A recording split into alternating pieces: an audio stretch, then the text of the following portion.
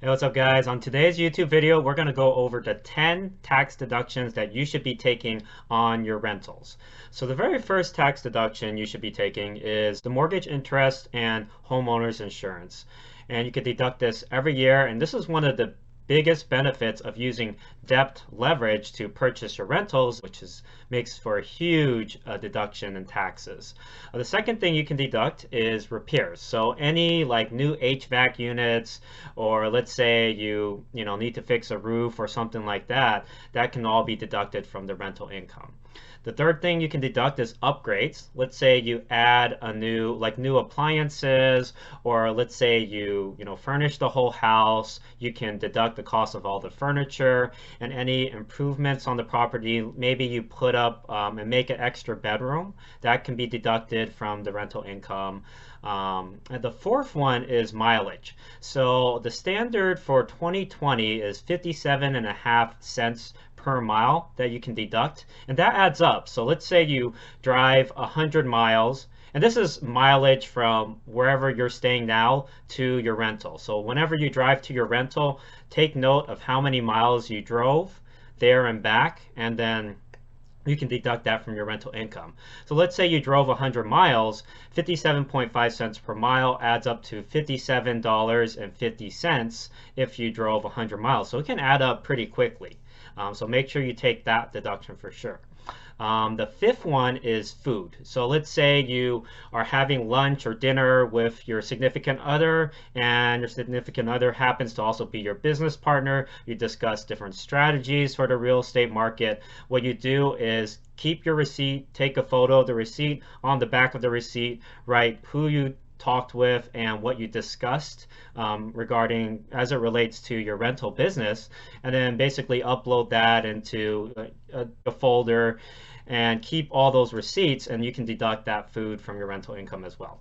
The next thing a lot of people forget to deduct is their internet and phone bill. So you need email to talk to your tenants, right? You need to be able to call people like your contractors, your real estate agent, or your tenants. So that's a ordinary business use, right? So you should be deducting your internet and phone bill from your rental income. The next one I want to talk about is the home office deduction. For the home office deduction, there are two ways to deduct, and this could change at any time.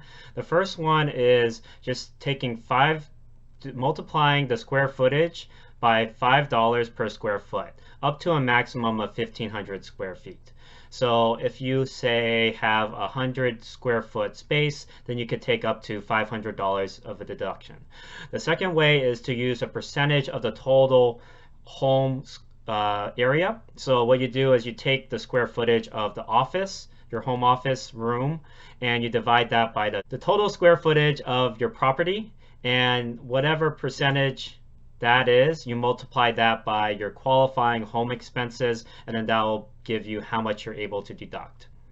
So let's say you have a 2,500 square foot home and you have a 250 square foot space or home office.